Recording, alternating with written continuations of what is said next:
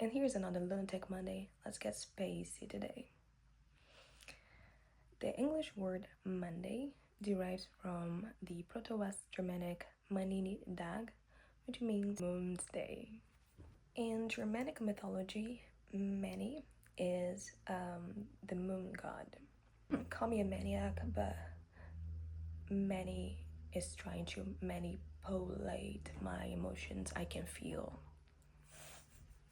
Speaking of pull, it's somewhat common knowledge that the moon is responsible for the tides with its gravitational pull. Despite this knowledge, in 1958, there were two plans to actually explode a nuclear bomb on the moon.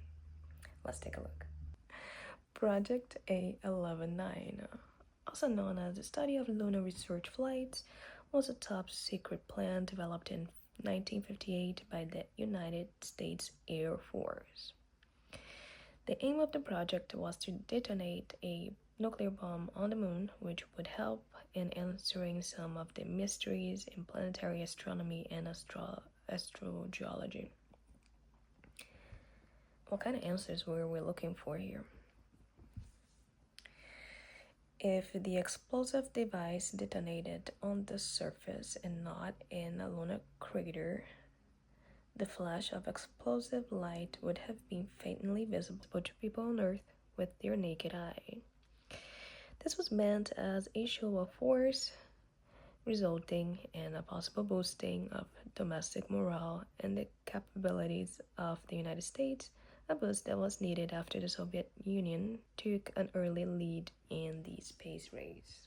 So basically, both Russia and the United States had a similar plan of exploding a nuclear bomb on the moon. Supposedly, Russia started with the plan, and an American spy discovered this plan, and so the United States also decided to do the same, and maybe they were gonna compete to see who got there first. Not sure. So these are the creatures that we're dealing with here down on Earth. The project was never carried out, thankfully, being cancelled after Air Force officials decided its risks outweighed its benefits. And because a moon landing would undoubtedly be a more popular achievement in the eyes of the American and international public alike. I think that it'll be better to go check it out, see what's there before we start exploding things. That's me. So let's actually go to the moon.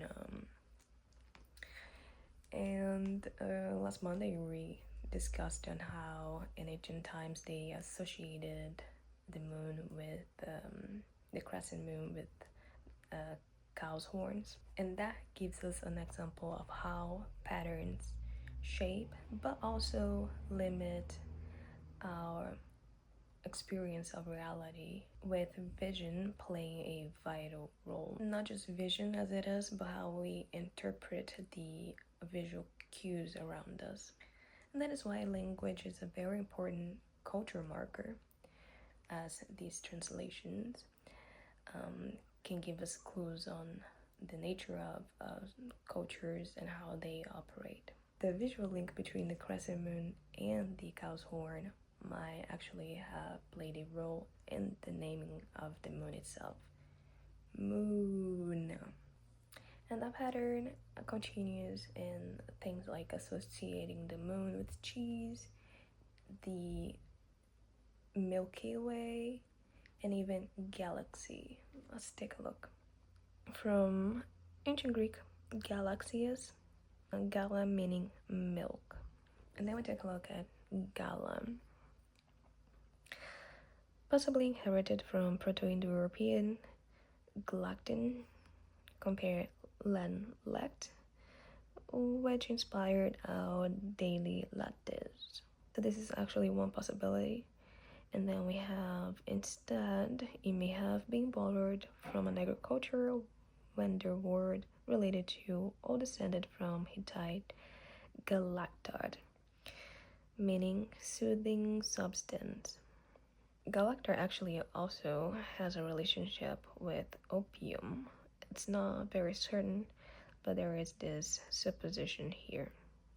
That is interesting because it's common for some people to drink warm milk before bed to help them go to sleep. So soothing substance, is that the relationship? Or did they make a visual connection between milk and the opium latex, which looks milky as well? Let's investigate this case. Casein, from Latin caseus, meaning cheese, is a family of related phosphoproteins that are commonly found in mammalian milk, comprising about 80% of the proteins in cow's milk and between 20 to 60% of the proteins in human milk. Sheep and cow milk have a higher casein content than other types of milk, with human milk having a particularly low casein content. Then let's jump to casomorphin. Casomorphins and opioid receptors. Okay. Milk contains a protein called casein, which is broken down into casomorphins during digestion.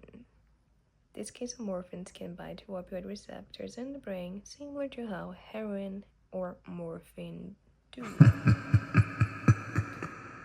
So endorphins are produced by the body, and exorphins are not produced by the body, so they are ingested.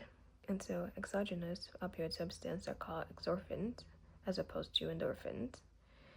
Exorphins include opioid food peptides such as gluten, exorphin, and opioid food peptides, and are often contained in cereals and animal milk. Exorphins mimic the actions of endorphins by binding to and activating opioid receptors in the brain.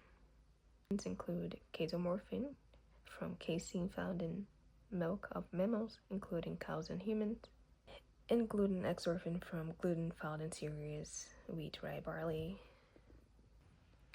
Got an addiction? I got an addiction to dictionary.